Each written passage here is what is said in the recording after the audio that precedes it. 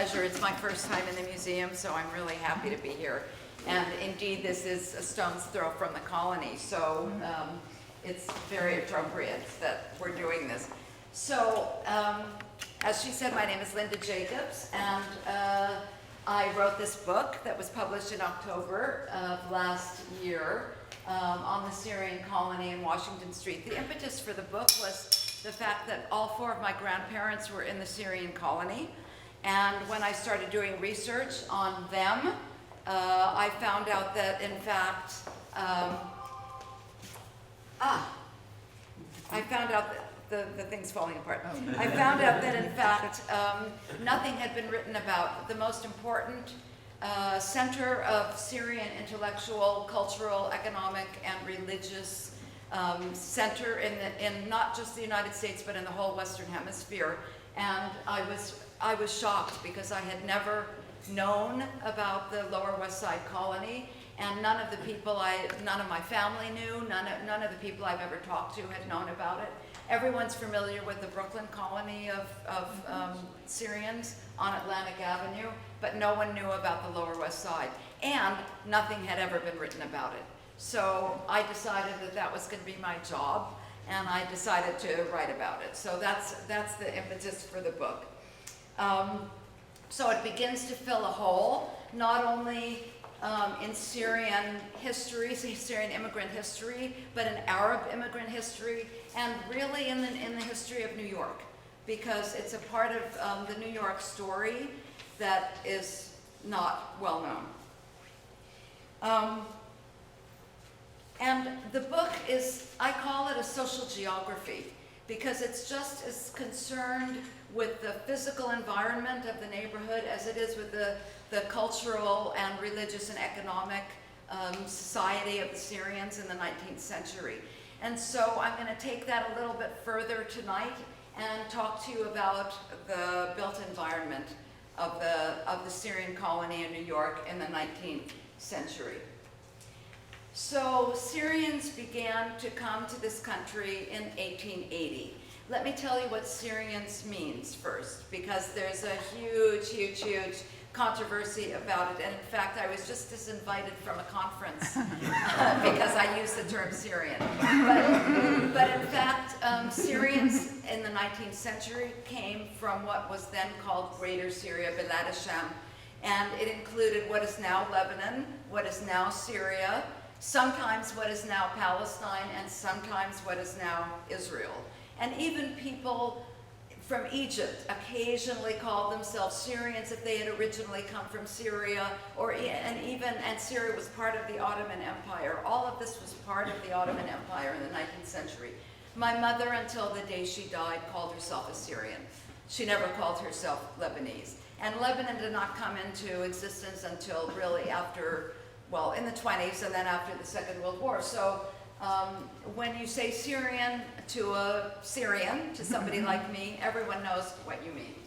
So the Syrians came to New York City in 1880. There had been individual Syrians came before that, mostly single men who came and either stayed for a couple of years and left, and actually mostly single men who were in seminary.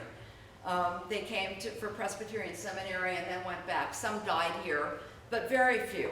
So the real beginning of the influx was in 1880. This is a photograph, one of the only ones that exists. There are a couple that are, from my point of view, not Syrians, although labeled as such. These folks are clearly from Egypt, but in fact, some of them, I'm pretty sure, are Syrians who got on the boat in Alexandria. But anyway, so Syrians began to come in 1880 from Bilad Sham.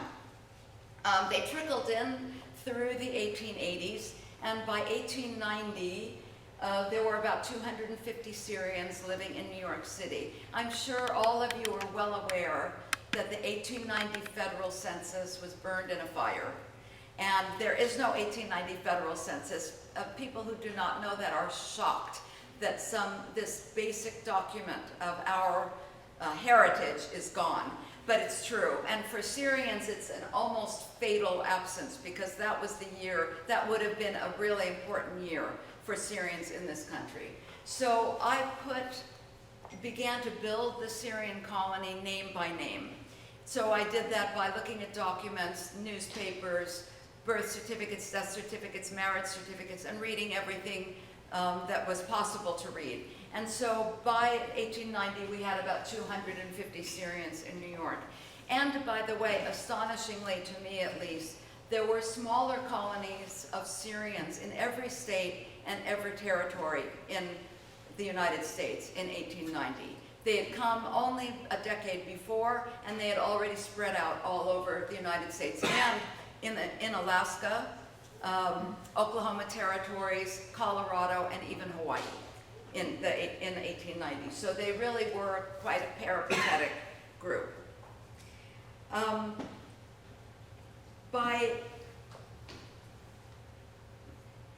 They settled on the Lower West Side in the First Ward, and everyone who comes to the Skyscraper Museum must know that the First Ward was named as such because it was the beginning where the people settled first.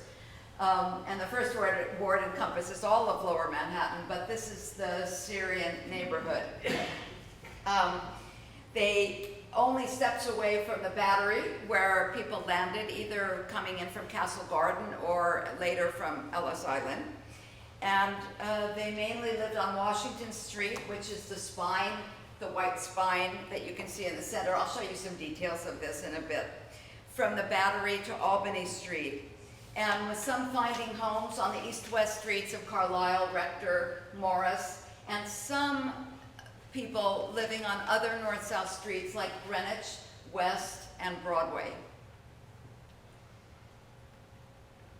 The trickle turned into a steady stream in the 1890s, and by 1900 there were 1,800 Syrians living in New York City, 3/4 of them in Manhattan in the Syrian colony on the Lower West Side, and 1/4 already moved to Brooklyn.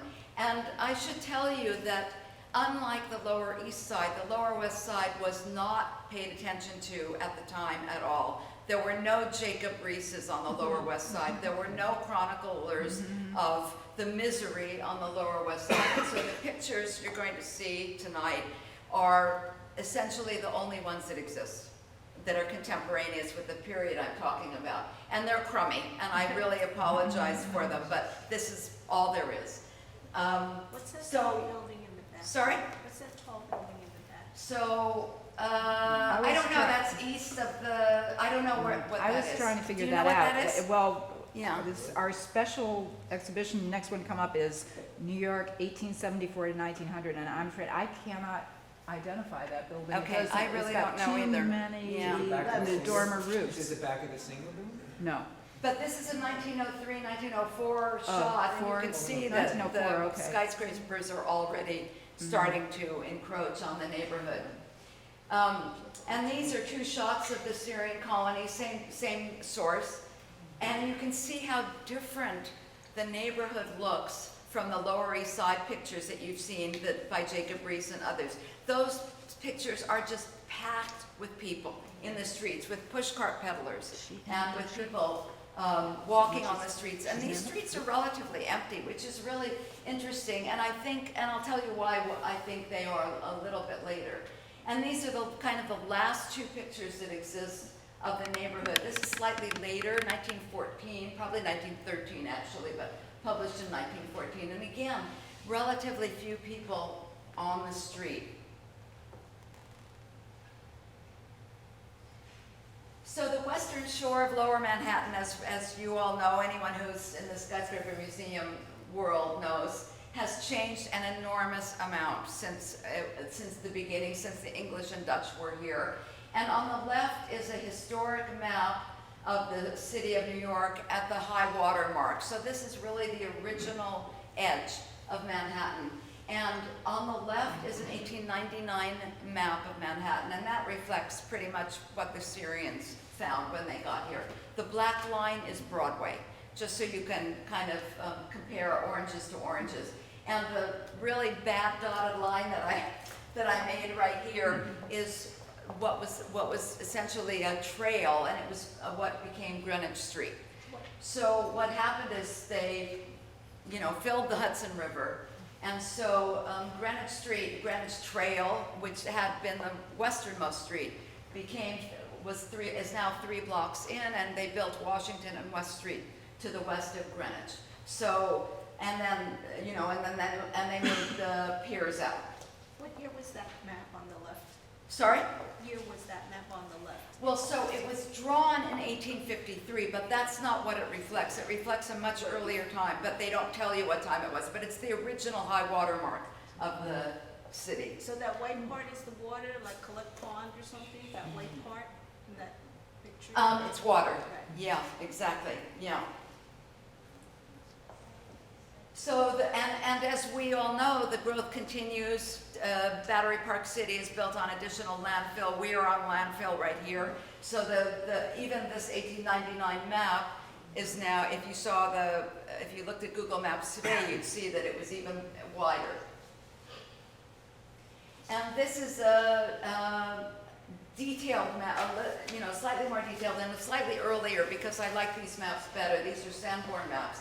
And as I've written in the key, the pink are residential houses, the blue and green are warehouses, and the white is the unbuilt. So you'll see that what happened on Greenwich Street and on Washington Street in the first quarter of the 19th century were the building of these quite fancy federal-style townhouses, and I'll show them to you in a bit.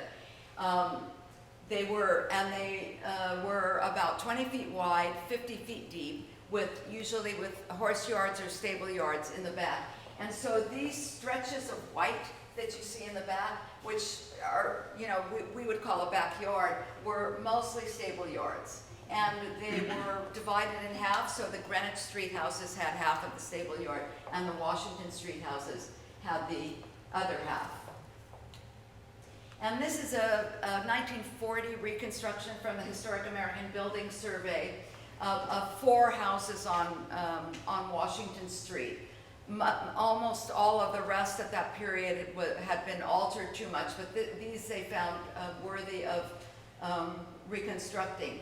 And so you can see that they were 3.5 stories high, kind of in the late federal style, with dormer windows above, very steeply pitched roofs of slate. And this large arch here is the horse walk back into the stable yards behind. And the very beautiful arched doorways are the entrances to the 4 houses. The new immigrants, well, I should show you this next one, because this is, I took about a week ago in Soho. This is also a federal style house, but this is a 2.5 story rather than 3.5 story. Belongs to was built by a less wealthy person than the people who were living on Washington Street in the first quarter of the 19th century. So you can really see the difference. So these houses that they built by mid-century, the people who had built the houses started moving uptown. There were cholera epidemics down here, and they wanted to escape those, so they started moving uptown, and new immigrants came in, Irish, German, and Scandinavian. And these houses were broken up, partitioned off. The rooms were partitioned off into very small rooms. The parlor floors were turned into commercial floors, and the facades were altered to make that possible. And the German, Irish, and Scandinavian immigrants who came were mostly working on the docks of the Hudson River. And the picture on the upper right and the picture on the lower left are 2 pretty much contemporaneous photographs of West Street, which is the street that runs along the Hudson River, of course. And you can see that all of the piers have names of, I don't know if you can read these. That sign there says the Metropolitan to Boston, and they're all shipping lines that went different places. Staten Island, boats to Staten Island, boats to Boston, boats to Cuba, left from some of these piers, and it was extremely busy. The one on the upper right shows you a little bit more, and you can see that these horse-drawn drays, which were carried cargo, are on tracks on West Street. And to the right are the buildings on West Street. And the picture on the right I just love because it's 4 buildings, 10, 11, 12, and 13 West Street. And there are 2 saloons next to each other, one an Irish saloon and one a German saloon, a German beer garden it was probably called. And above in one a restaurant, and then both with awnings that say hotel. So the upper rooms were hotels. And here's the foot of Washington Street. This is actually 1 Washington Street and also Battery Place. There are later photographs, one from 1910 and one from 1923, but you can see the same building, both cases, very odd silhouette on the roof. On the left-hand side, a German beer parlor with rooms above, and on the right-hand side, the same building broken up into cigar store, luncheonette, and a magazine store, but also rooms above. These are the kinds of places that greeted the new immigrants when they got off the boat. And they were designed for one purpose and one purpose only, to give as little service and as little space for as much money as possible. Frank Moss, in his 1897 travel guide to Manhattan, names the hotels, what he calls hotels, on the south end of Washington Street, which is the street we're concerned with. And I quote, "At number 7 Washington Street is the Hotel Dania," and you can tell from the names who owned these places. At number 9, the Polski Dom Emigracyjny. At number 11, V. Rozak's house. At number 11 and a half, Finnerty's. And at number 13, Doyle's. So there were 5 hotels in a row. The difference between a hotel, a rooming house, and a boarding house, you can kind of imagine the difference, but in this community, it was complete, all 3 were euphemisms for tenements. It was really get as many people in and don't give them any services if you can avoid it. None of the Syrians happened to live in these rooming houses that I've just named to you, but it was into tenements like this that they did settle, taking the place of earlier immigrants who were leaving to find more salubrious neighborhoods. The Irish, though, continued to live side by side with the Syrians. They outnumbered them by an order of magnitude. And there were 3 Irish gangs that lived on Washington Street, and they were the absolute bane of the Syrians' existence. And there was story after story about people getting beat up by these Irish gangs. The west side of the street was more commercial. It had livery stables, saloons, coal yards, grinderies, that kind of thing. But the east side continued to be residential, which is not to say that the buildings weren't radically altered through the 19th century and into the 20th century. But these are 2 maps of the Syrian residences on Washington Street. And you can see both in 1890 and in 1900, the great majority of them were on the east side of the street. And then you can see these little dots on some of the east-west streets as well. The behemoth of the neighborhood was B.T. Babbitt's soap factory. This is one of my favorite guys in the entire world. And I did a screen grab on that on the right because I couldn't resist that portrait of him. He just looked so fantastic. B.T. Babbitt, like his friend P.T. Barnum, was known for being the best salesman in the world in the 19th century. You can find his advertising cards on eBay all the time, and they're all of these little 18th century dressed little girls with these 18th century Lord Fauntleroys advising you to buy Babbitt's best soap. His factory took up 23 city lots, and you can see that there, including both sides of Washington Street and over to West Street, where soap was loaded onto boats to take around the country and around the world. He claimed that his patented iron kettles could render 250 tons of lard in one boiling. And they produced 5 million pounds of soap a month. So you can imagine the stench on Washington Street from the lard being rendered 24 hours a day and the black smoke that came out of the smokestacks 24 hours a day. And the Syrians did complain about this. I mean, everyone complained about it. And in fact, the Arabic newspaper, Kawkab Amerika, advised its readers to move because of the stench, but no one did. Babbitt died in 1889, but the factory continued to produce soap until 1904, and when it closed here, he still had factories in New Jersey, and eventually the land was sold in 1910. The second large building in the neighborhood was Grammar School 29, which was built around 1893. It displaced quite a few tenements that the Syrians lived in, and a coal yard that was on the corner of Albany Street. And the Syrians welcomed this because they wanted their kids to go to American schools. And they not really petitioned, they asked for English language classes to be given at the school for all of these non-English speakers in the Syrian colony, but they were refused.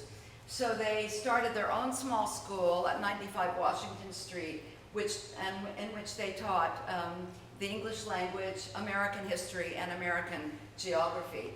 At first they had an American woman teaching them, and then they imported a woman from Beirut to teach the kids, and they had adult schools in English at night.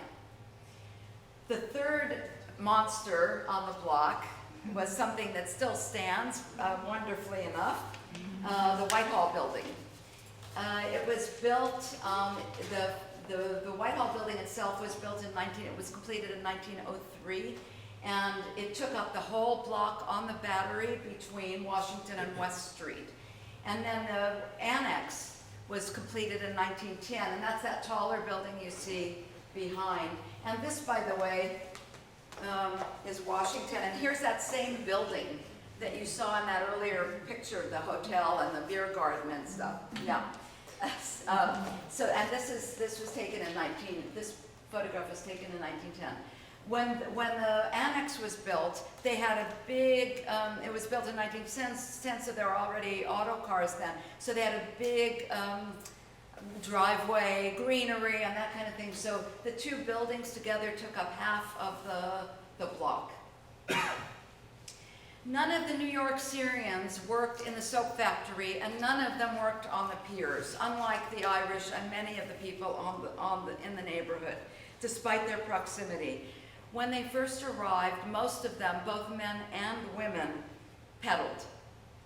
The 1900 census shows that more than 35% of those who declared a profession were peddlers.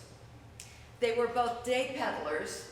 They took the elevated, I should have told you this, one of the Syrians opened a store in the Whitehall building the year it opened, and confectionery and tobacco and liquor store, actually, although it doesn't say that on the front. And there's still a store in this space today, so it's very cool. So the Syrians were day peddlers, and they took the elevated trains from the Battery uptown, either the 6th Avenue L or the 9th Avenue L, depending on where they were going to the rich parts of town. And the picture on the left is a train coming into Battery Park.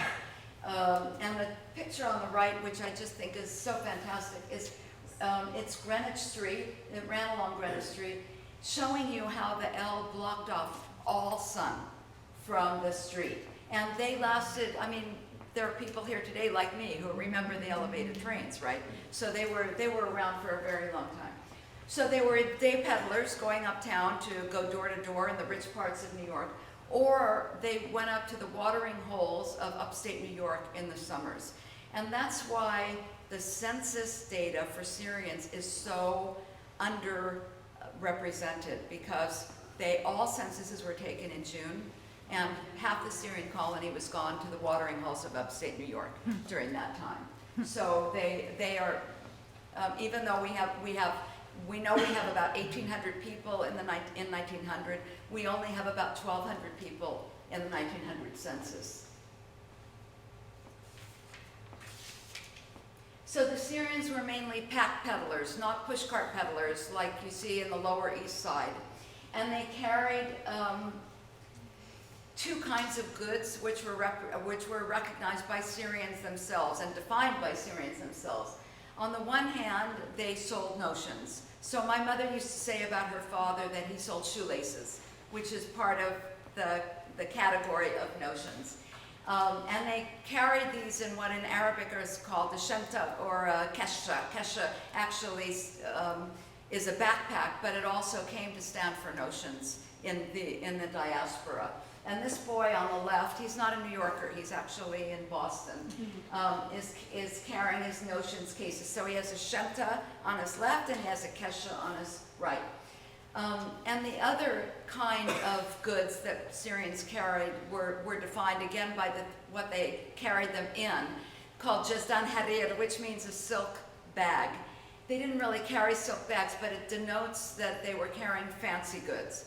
And for Syrians, fancy goods meant damask tablecloths, embroideries from the Holy Land, rosaries, crosses made of olive wood from the Holy Land. So men carried sometimes 40 pounds of notions on their back and sometimes balanced it with another 40 pounds on their front, and sometimes a shanta on the side. Women, however, and she's an urban peddler, carried a little basket with trinkets, laces, small embroideries, maybe scissors, maybe sewing stuff, that kind of thing. When women went to the watering holes in upstate New York, they took the train, they took suitcases full. They would take a hotel room and they would invite the ladies who were staying in the hotel to come and look at their goods. So it was a complete other kettle of fish. So the conditions under which these peddlers lived on the Lower West Side were just as horrible as the Lower East Side and every other slum in New York, but no one wrote about it. So this is an example of a Syrian tenement. It's 2527 Washington Street. It's a double tenement. It's hideously ugly, as you can see. And there were 150 Syrians in this tenement, and no other nationalities lived in it in 1897 when this picture was taken. So every person in this picture is a Syrian. And there were entrances to 4 stores in the 2 tenements, and then it was 5 stories tall. Yeah, no, 6 stories tall, sorry. So they lived in tiny, tiny cubicles. No windows, no light, no access to air, or any sanitary facilities at all. This was taken a little bit later in the neighborhood, but this is probably what it looked like. And this is just one of those townhouses that has been broken up into tiny rooms. The privies were outdoors in what used to have been the stable yards. These privies are numbered, I don't know if you can see them, from 1 to 9, from right to left. And in fact, when this study was done in 1914, they asked everyone how many flights of stairs they had to go down to go to the privy at night. And you can see that a lot of the majority of families had to go down at least 3 flights of stairs. And don't forget that this was before electricity. So these places were dark and scary and horrible. If there was a sink, it was a common sink in the hallway, and this is what they looked like. The stairways looked like this. Again, this is 1914, but there's no reason to think that they were any better, and in fact, they were probably worse in the 19th century. The tenement laws, which started to come into being at the turn of the 19th century, were not effective here because everything was grandfathered in.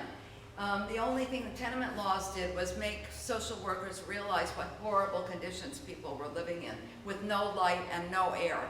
And with 5 to 6 people in one of those little cubicles, mostly unrelated people, and sometimes men and women together. So you were living with a total stranger of the opposite sex. And it's hard to imagine how anyone could have had any privacy at all. So the first Syrian who came peddled for about 3 years, and then they generally had saved up enough money to have their own business. And they rented a basement. And I'm going to show you two pictures. They're in the same building, 2 years apart. So this is Maluk and Abu Samara. They have the parlor floor. But this is John Haddad. He has a grocery store in the basement. And you can see how far below street level he's standing. And this is one of those high basements. He calls it 77 and a half. One of those high basements of one of those federal townhouses. And this is the slightly later picture. This was the New York Times experimenting with nighttime photography. Same building, and you can possibly see behind this boy in the cap on the right that he's standing in front of the basement. It belongs to someone else now, but it's a grocery store as well. And Malud and Abu Samra still have the place above. The basements were usually below the high water mark of the Hudson, and so they were flooded regularly. Water came up from the floors. They were damp. Most of them had dirt floors, and people would open their stores there and live among their goods. So there's a wonderful quote from a 1911 novel written by Amin Rihani, who went through this same experience in the 19th century. His uncle and another uncle started a store in a basement in the 19th century. Here's how he described it. We rented a cellar as deep and dark and damp as could be found. In the front part of the cellar, we had our shop. In the rear, our home. 10 days after we had settled down, the water issued forth from the floor and inundated our shop and our home. It rose so high that it destroyed half of our capital stock and almost all our furniture. And yet we continued to live in the cellar, perhaps because every one of our compatriot merchants did so.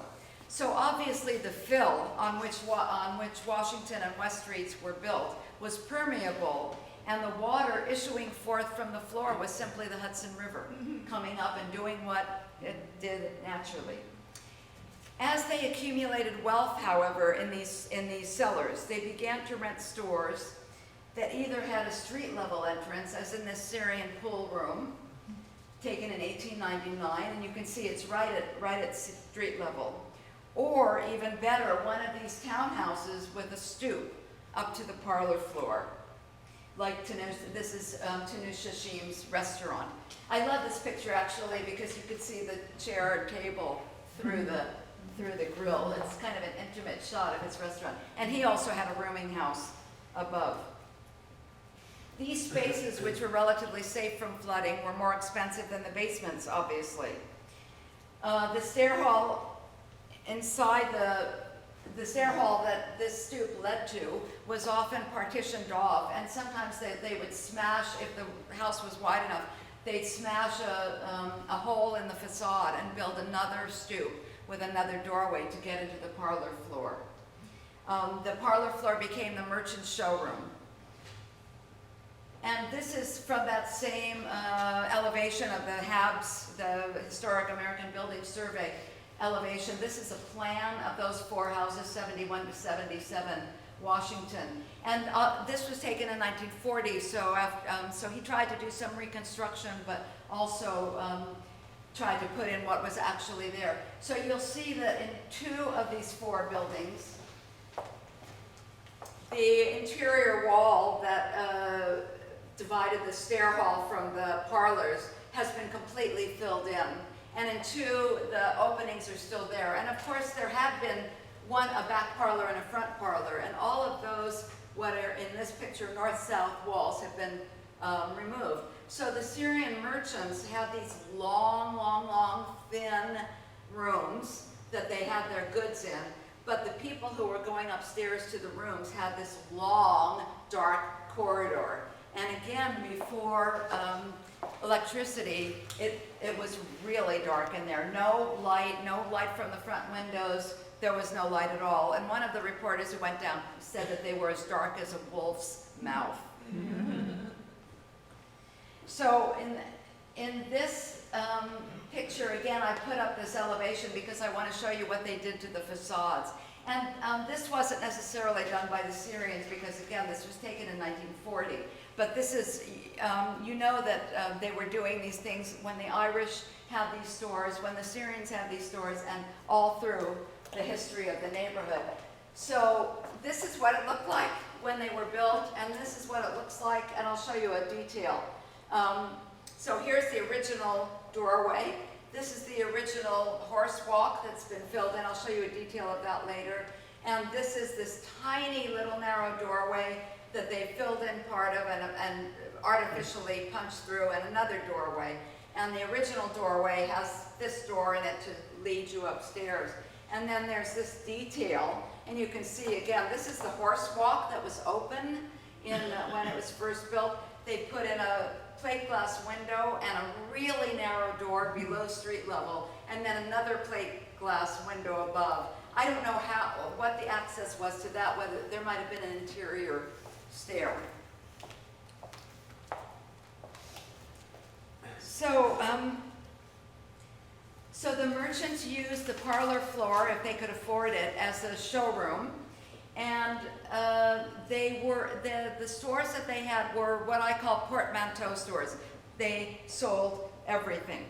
So the New York Tribune in 1892 described in kind of this breathless fashion visiting a Syrian merchant in on one of these parlor floors. And here's what he describes. Pins by the 100 gross rest against shoe blacking by the case, scapulars and rosaries. A great square of yellow satin, covered with delicate tracery of silver wire fine as a spider's web.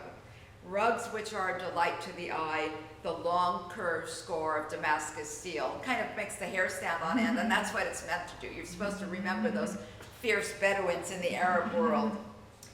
These portmanteau stores gave way around the turn of the century to specialization, both in goods, so people started going into linens, or kimono manufacturing, or Holy Land goods importing, rugs or razors or groceries, as well as specialization along the supply chain, manufacturers, importers, exporters, wholesalers, and retailers. At the same time as they became more professionalized and more prosperous, Syrian businessmen began to entirely separate their business from their residence. As here at 6062 Washington Street, basically two 5-story warehouses that had been joined in the 1880s, which by the time this photo was taken, which as you can see is 1903-4, housed many Syrian manufacturing and importing businesses, such as Abdullah Barson's cigarette factory. It was in this building. He went all the way through, so he was at 40 West. I guess he sent his cigarettes all over the country, and at 6062 Washington. And Sadullah, Antoine Sadullah, this is a photograph of him and two business associates and his business card, 6062 Washington. Other early Syrian businesses located on Washington Street included a Kimono Manufacturing. Kimonos were these like dressing gowns that women wore. They were so popular at the turn of the century up until the 1920s. You see them in movies with movie stars in the dressing room wearing kimonos. Syrians really liked them because there were no sizes involved, no fitting, nothing. And they were the exclusive makers of kimonos in the city until the 20s. Any kimono that you saw was made by a Syrian. They were either made out of silk, eventually artificial silk, or cotton sometimes. And there are a couple of pictures of women modeling them. And you know, they're one size fits all. So they could make them by the boatload.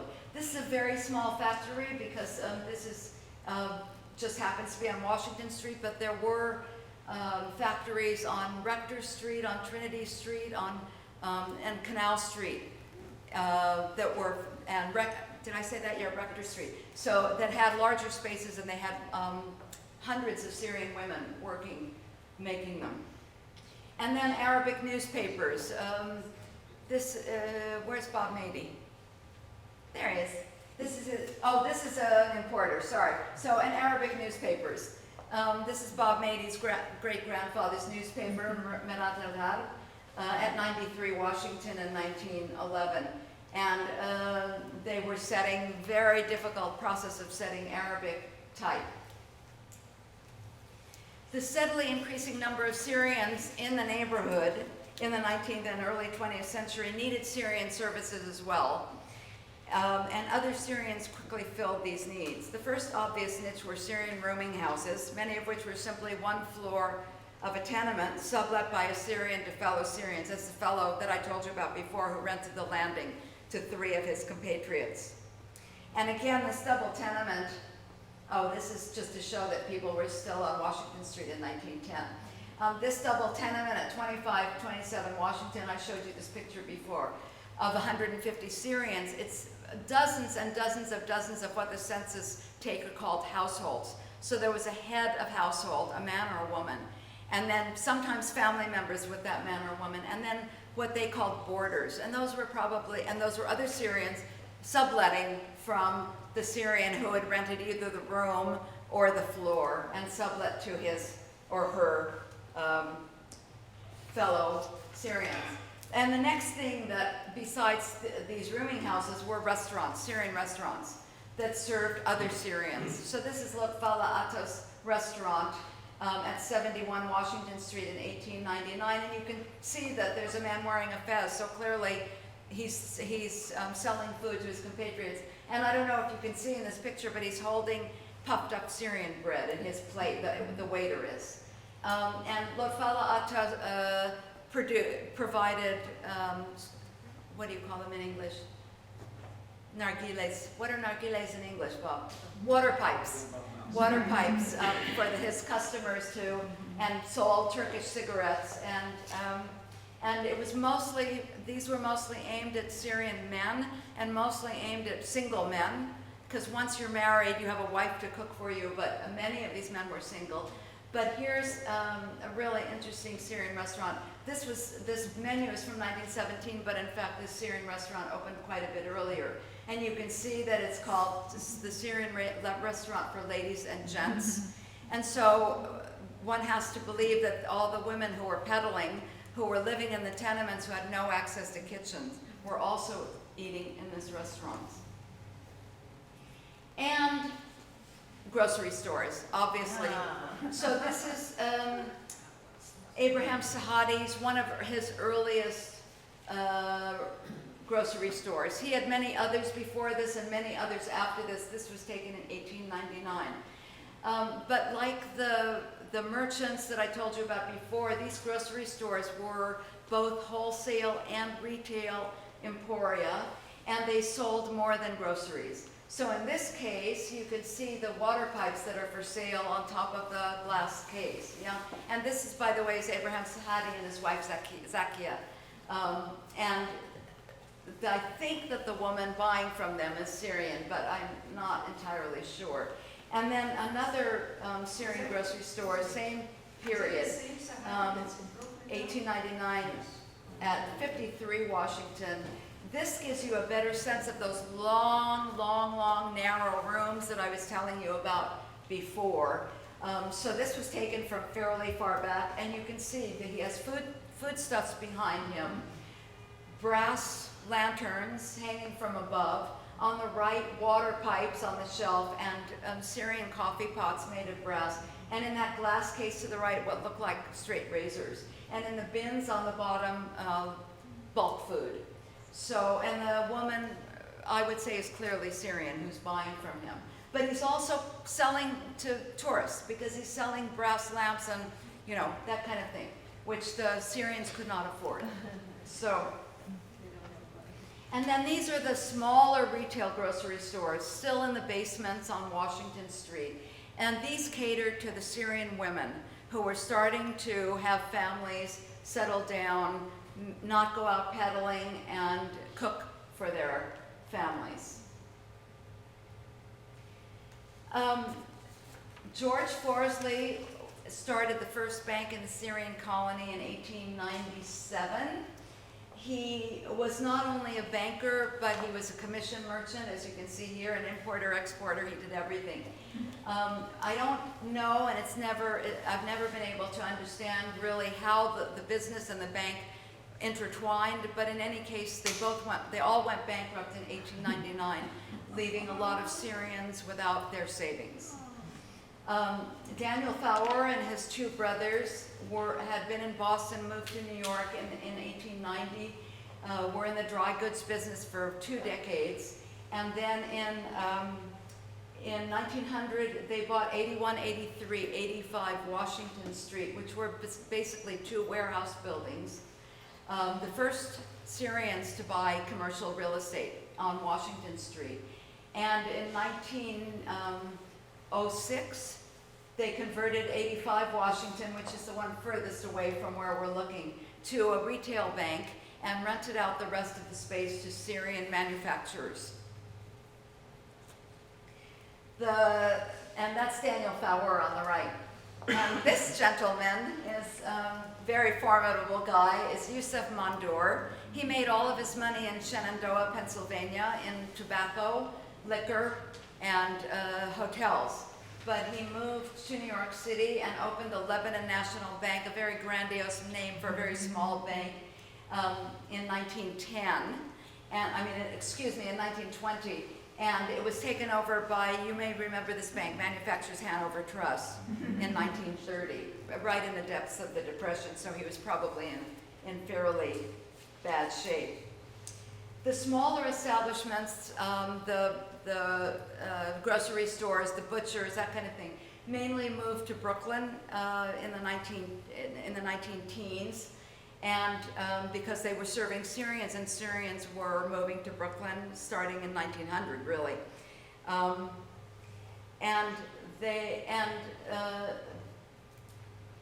every day, thousands of Syrians took the ferry from Atlantic Avenue or from South Brooklyn to the south end of Manhattan and went to work.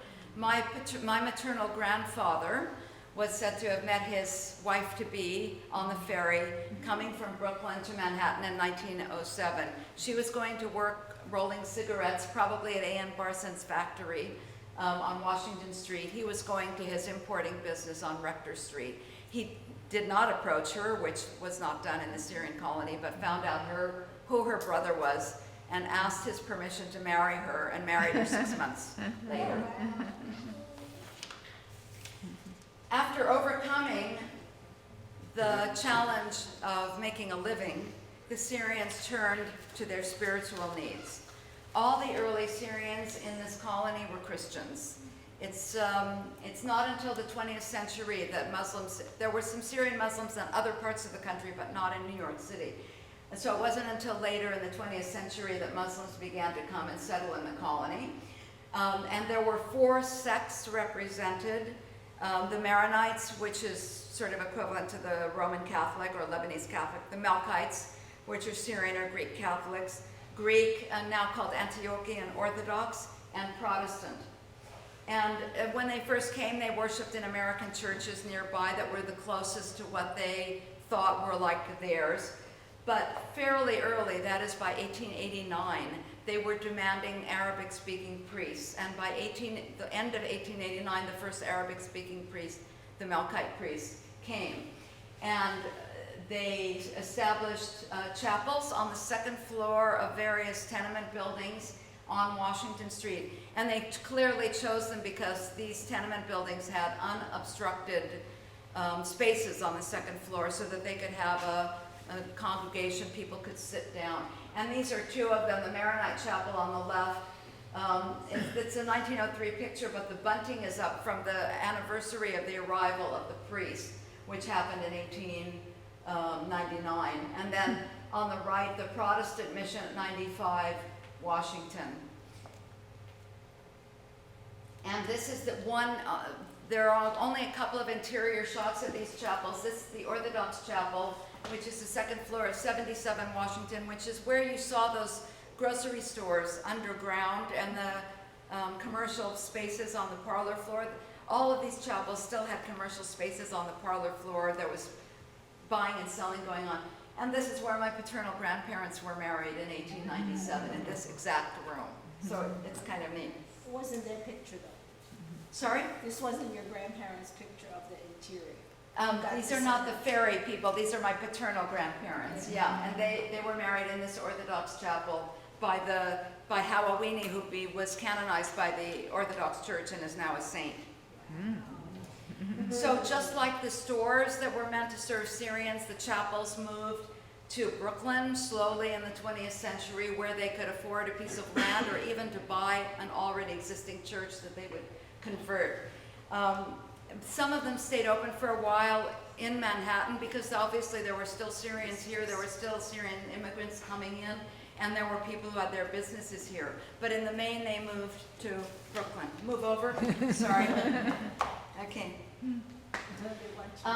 And the one that still exists is the one I'll show you a picture of in a couple of minutes, is St. George's Melkite Church, which was an old tenement that was converted to a church in 1916, and the facade is landmarked and still stands in front of a bar and restaurant now called St. George's.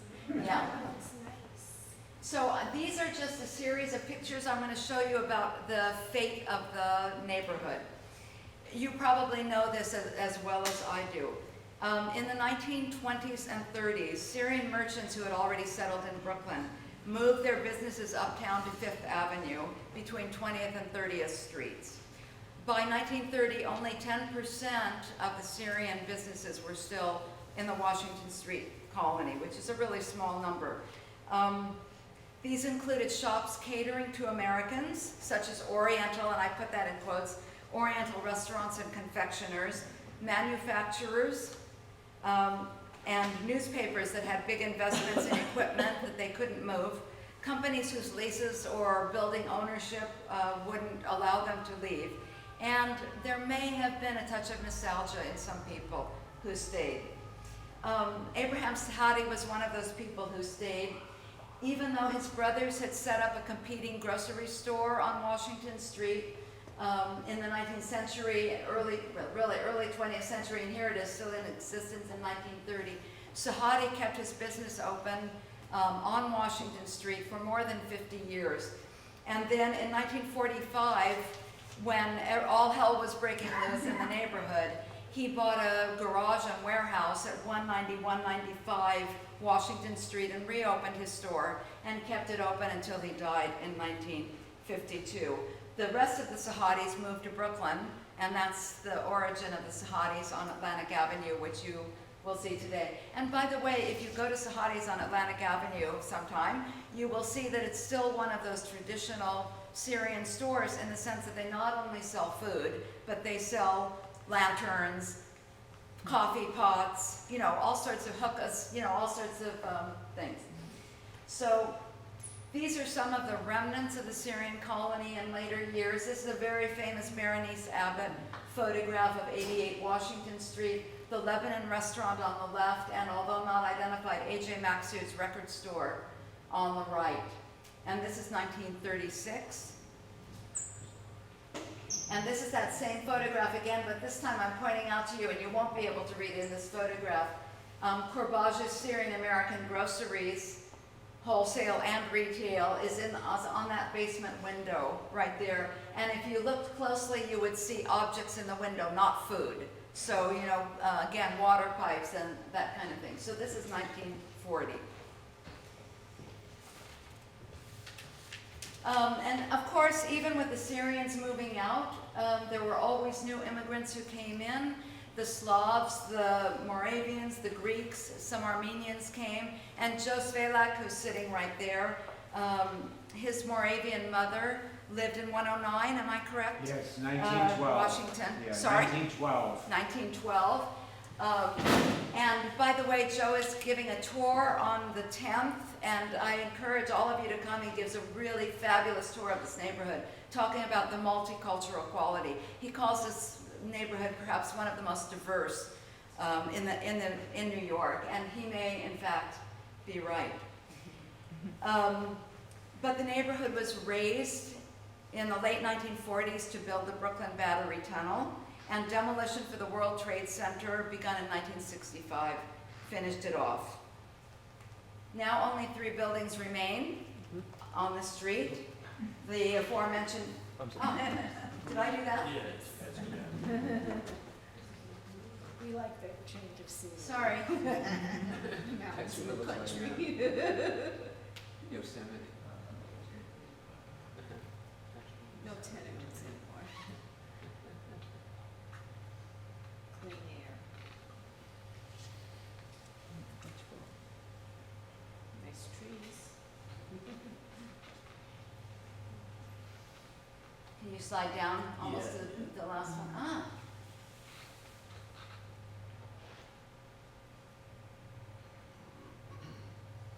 We'll refresh for everyone. Yeah, review. That's good.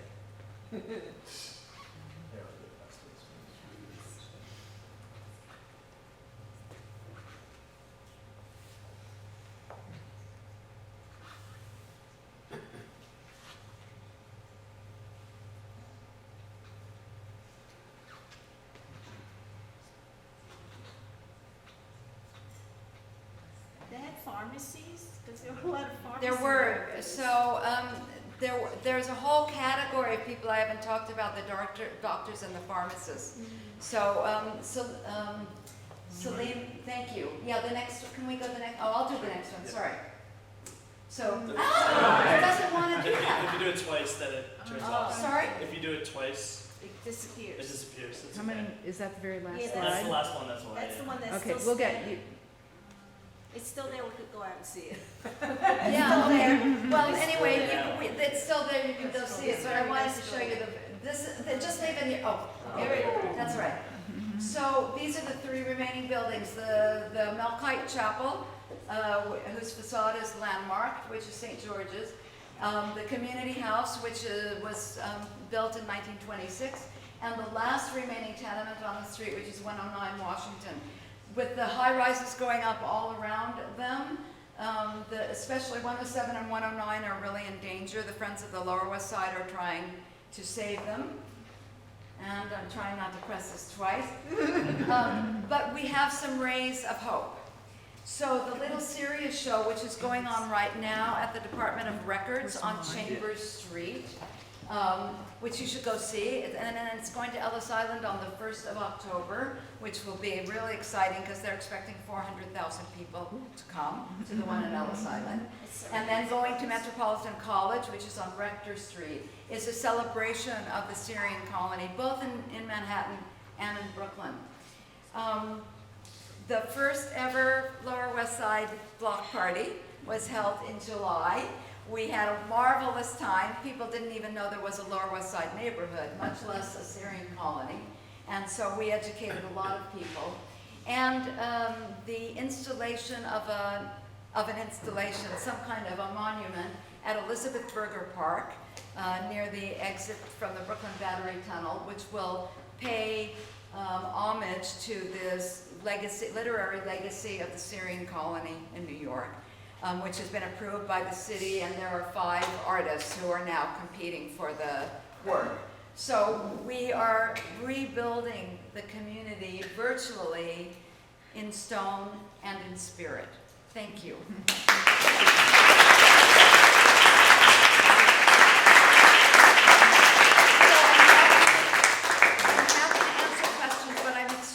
Hard of hearing, so I have to walk around.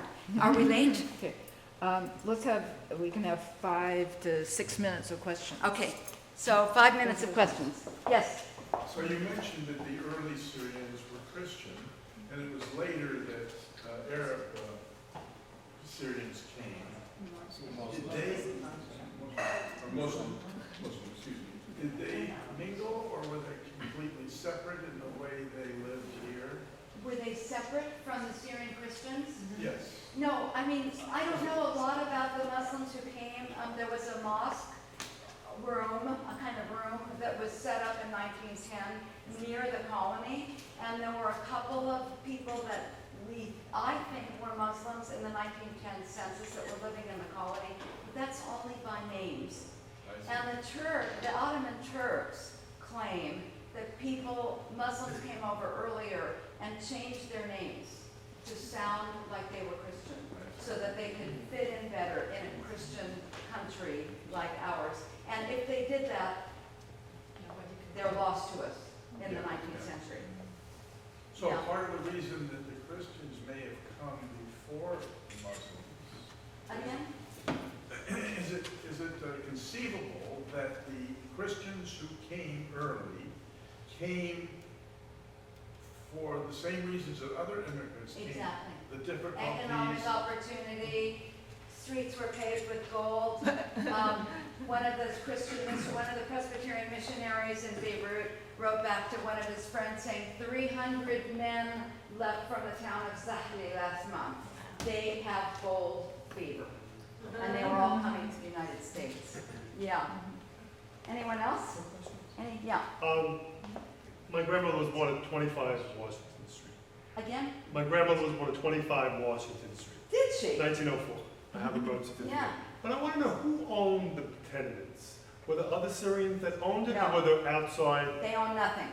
So who were what's the So ethnic they group were that owned the absentee tenements? landlords. I don't know who they were because they're not listed on the census. But you know, just like today, you know, you live in a place, you don't really know who owns it. The people who ran it, it depended.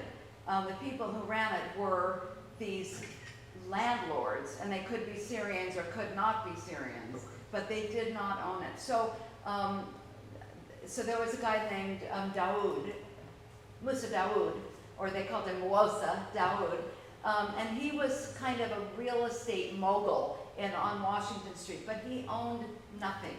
He moved from place to place. He would rent a floor, rent 2 floors, and sublet, and just, you know, get money out of these new immigrants, these new Syrian immigrants who didn't know any better.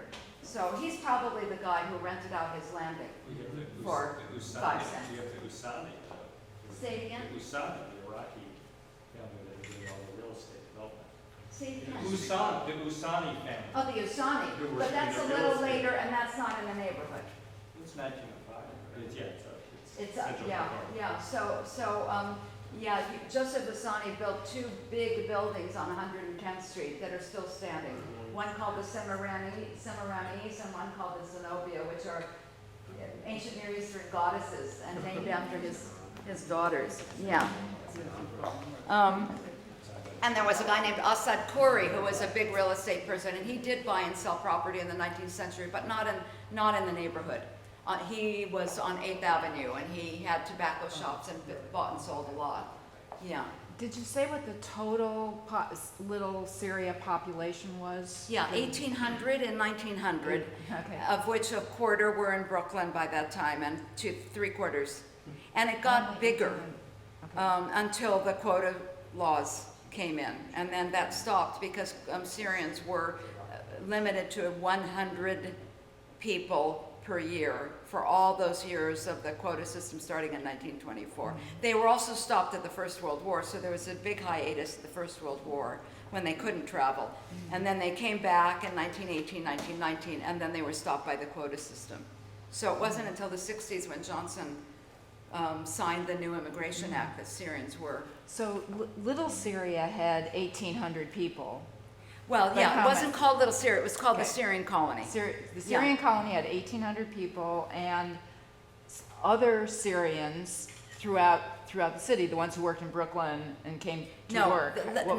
The whole population of New York City, the whole Syrian population of New York City was about, and I have to say about 1,800, between Okay. 1,800 and 2,000, All right. of whom a quarter lived in Brooklyn and 3/4 lived here. There were a few in Staten Island, there were a few in Queens, a couple in the Bronx, but basically, and some not in the colonies. You know, there were the Usanis that Todd was talking about were on 23rd Street, so, and then 29th Street, so they didn't ever live in the colony. And they weren't Syrians, they were Chaldeans from Iraq, but they were part of the Syrian colony in many ways, but didn't live with them. Yeah. Anybody else? Well, that's about 6 minutes worth. Okay, we're done, we're done. So we invite you, if you don't already have a book, to get a book and have it autographed, and to have some white wine or water and look at the exhibition, but socialize and ask a few more questions. And thank Linda so much Thank for you really all. wonderful Yeah. stories.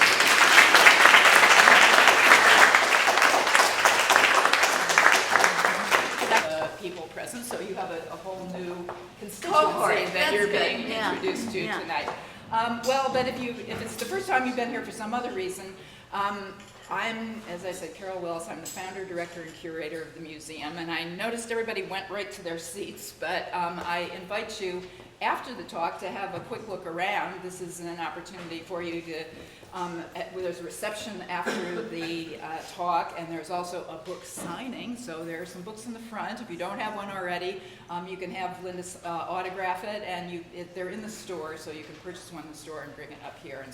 And there'll be a little reception throughout the museum, but there's some wine and water over there. So it's a social evening, but it's also to introduce you to the Skyscraper Museum, and to mention that we have a book talk monthly on subjects which have to do generally with skyscrapers, urban history, New York City history in particular. So we don't fall into all of the categories for tonight, but I see that you strived hard in order to put some skyscrapers Very hard, into your slides. But of course, we are literally a stone's throw from Little Syria, and we have been at the museum well aware of that part of its history. Although I was unfamiliar with a now almost year-old book, Strangers in the West, until Joe called it to my attention. And I know there's been a lot of activity with the preservation community to draw attention to Little Syria and to landmark some of the older buildings there. And I know that you have some literature on your chairs in order to be able to become involved in that effort. So I know that there's a lot of passion and activity, and there are many remnants of that community which we'll be able to see here tonight. I wanted to mention the other talks that are coming up this fall, because we'll be talking really about this neighborhood. In November 1st, Lynn Segalen's new book on Power at Ground Zero is the subject. It's just published, just barely out. I think maybe it's out next week. That talks about the reconstruction 10 blocks to our north. So we've got a swath of the Lower West Side that is our purview for this fall series. And then in October and October 5th, Alex Garvin, who was the head of the rebuilding effort, in the planning stages of the redesign of Ground Zero, and is a professor at Yale, is going to be talking about what makes a great city, which I thought was a great segue to this evening, because immigrants make a great city, right? So in the spectrum of urban history, New York, as much or more than any city in the world, and New York became, of course, the largest city in the world in 1925. We've been surpassed since then, but New York's diversity, obviously, its richness in culture, its incredibly complex history, the history of neighborhoods, all of that is a function of its immigrant heritage, and the immigration that came just another stone's throw that way into New York Harbor from this particular location. So we were really very pleased and immediately said, yes, this is exactly